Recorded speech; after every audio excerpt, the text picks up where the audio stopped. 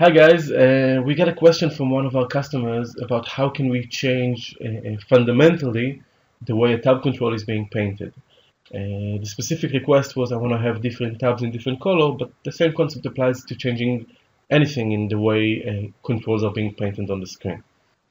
So as always, we'll start with some test case. I've got over here Northwind, ENV, and the code of Firefly. To make such changes, you'll need to change Firefly, so it is useful to have its code. And we are referencing the Firefly project over here. So I'll start by creating a small program to demonstrate what's going on. So I'll add new folder, I'll call it dev demo, add to it a UI controller, just like that. Go to the screen, I'll put a tab control on it. Okay, give it a few tabs. Okay, cool. And let's put the text box behind it.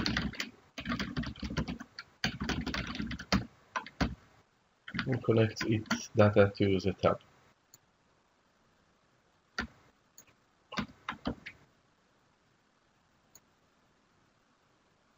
Yay. So, heads up, that is, hopefully this will solve everything, but if not, it's a good time to demonstrate why this can go wrong. Oh, but here we go. So whenever this cannot open, I've rebuilt everything and now it can. Just to get an idea about what's going on here, because I'm actually editing the DLLs in which the actual controls are, Visual Studio doesn't like that very much. So we need to make sure to build everything properly, and only then it will show us the designer. And we need to build them in the right order. So first of all Firefly, then ENV, then Northwind. Okay, so we've done this, we have our tab, and again, just for being lazy, I'll go to the application and say override on start new dev demo UI controller dot run. Okay, and we have our tab control here. Okay, next you want to go and intervene with the way it is painted. Currently, the look and feel of the tab control is determined by Windows because we're using visual styles and using all of those. In the tab control properties, we can change styles, and I'll switch to the flat style in which obviously everything is being drawn by us. Okay, there are all the different styles and we can control the drawing, but obviously the flat one is the one which is mostly within our control. Okay, good. Now let's go over to the tab control class. So I'll go to Firefly, UI, and tab control. And we have the source for the tab control. Now, in the classes that are created in Firefly, all the drawing to the screen is done by a method called internal add item to. Okay, this is the method that is being used whenever something is being drawn. It is basing itself on an advanced printer and painting helper interface because most controls can print either to the screen or to the printer. So we're using some kind of an abstraction around them. Specifically in this case, internal add item to, this method that draws the tab control takes 250 lines of code, something like that, 270 lines of code, because drawing a tab control is kind of a pain. We draw everything from the tab to the title to everything around it. Okay. So first thing we want to do, we want to change the back colors that is being used for printing. So let's have a look here and find the back color. I see there's a field called back colors that is defined. Let's see where it is used. We see it being used here, and we see it being used here. Okay. Just to see what do we need to play with, we'll go ahead and change it to color.green in this case and color.red. So we'll get a feeling of which piece of the code do we need to play with to change the tab colors. We've changed those, we've ran it, and we've got red. So we need to play with red. Okay, cool. Now here we are at red. We want to add some kind of a collection where the user can select the colors that he wants to have for the different tabs. So I'll create a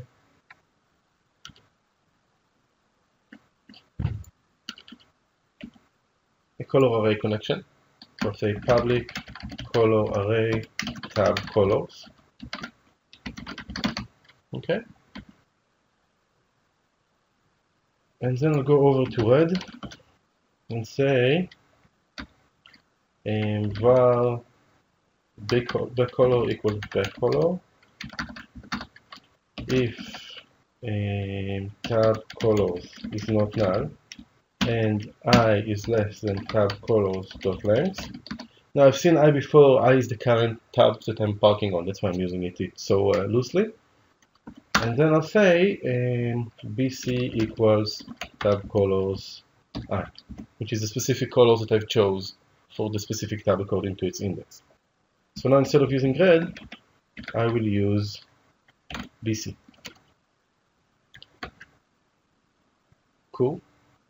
And we switch over to the designer, which will get the arrow. Ah, we didn't. Even cooler. Okay. And now we can see on the right the properties that we've added. Tab colors has been added here as well. And I can go ahead and edit it and add a few colors. Which is the first one to be some kind of, I don't know how that color, some kind of orange, some kind of yellow, and some kind of green. Okay. And even once I resize it, we can see that the tabs has immediately reacted to what we've done. Okay. And when we run it now,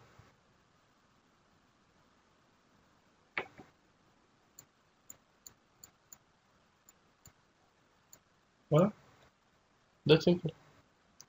Now, there's a few more things that we can do with it. The entire code for drawing the control is over here. So if we don't like the way the lines are shaped, we can play with the lines. We don't like anything here, we can change pretty much anything. So far so good. Another thing that I wanted to do is I wanted it to react once I make a change to this array. I wanted the designer to immediately respond. Okay, so for example, if I go here and change this one to be purple, you see the designer doesn't automatically refresh, only once I resize it, it refreshes. Okay, so to do that, we need to tell the designer to refresh as soon as the property changes, and that is done quite easily by going to tab colors. We go to the property. We'll add a private member color array tab colors, and we say get return tab colors, set tab color equals value, and invalidate. Invalidate will cause the control to repaint itself, either in the designer or in any other case.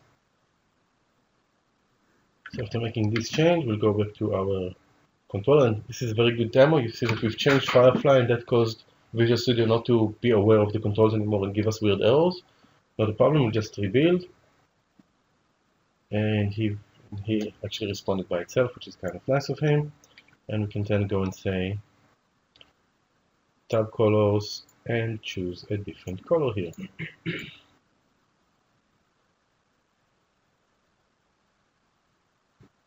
Okay. So, questions?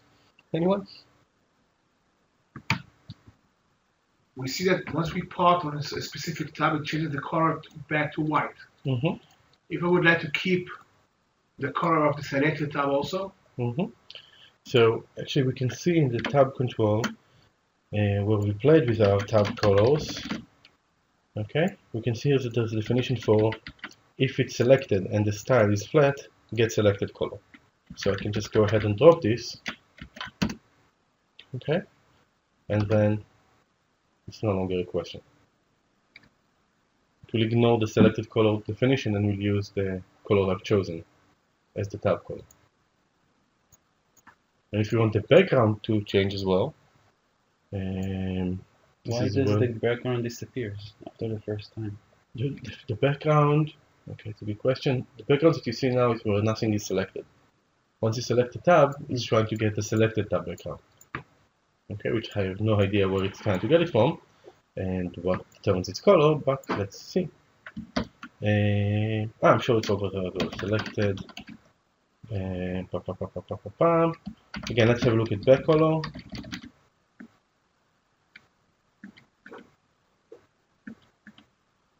Okay, this is the code that we've created with the tab colors, and there should be another one over here. We've set green. Okay, you see here it does get selected tab and then the color green. So we can start by saying, okay, let's lose this if completely. Okay, take away the selected concept out of it.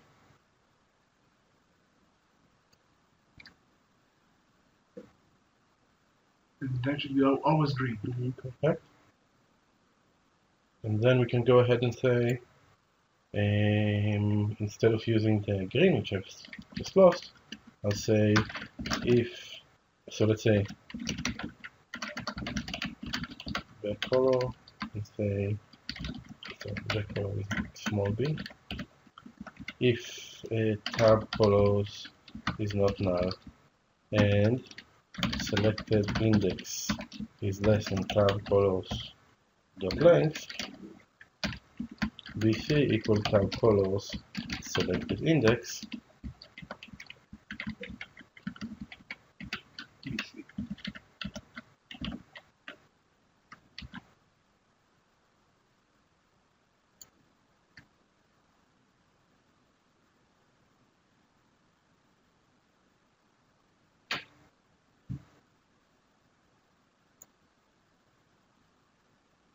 and greater than 0. If tab and selected index is greater or equal to 0. Because nothing is selected, it's -1.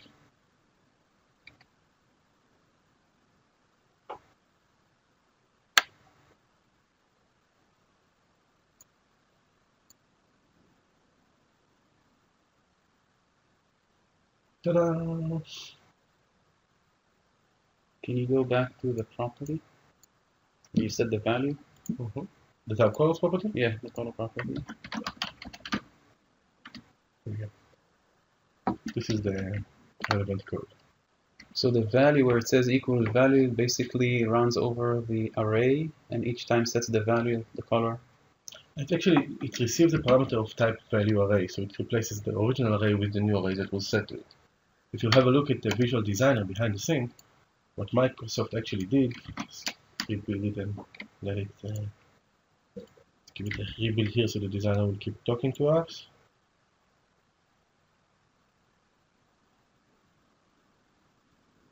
And we'll close it and reopen, just because Visual Studio doesn't like us playing with it. Okay, while it's still working on it. But if you go behind the scenes and see the code that is being generated, here is the tab colors set method. Okay, it created an array of 4 colors, and it sets the complete array to the tab colors property. So the value there has the entire array. Right. So each round that that color goes into the value. No, no. The value comes in with the entire array. Oh, the entire array. Oh, yeah. Okay. The entire array of 4. And then we have the loop that runs over it. Yeah, according to the I or the selected index. So when we have the collection of the colors and we set it, so the value will equal to the entire collection. If you go back to the entire array. Yeah, and the entire array goes into the value. Okay. Yeah, so if I put a breakpoint here and I'll step into it, okay, I'll press F11 to step into, and yes, I need to be also just put a breakpoint in it. Okay, you see the value contains an array of 4 colors. Perfect. So it goes only once inside, have the entire selection, and then the loop afterwards just gets them all. Very nice. No, we might just add it to Firefly itself, because when I look at it, it looks nice. It looks like something I like. Cool. Very cool. Very nice. Okay. Thank you very much. Thank you all. Feel free to send us more questions, and we'll be playing around with them with our Sunday meetings of playing around. Cheers.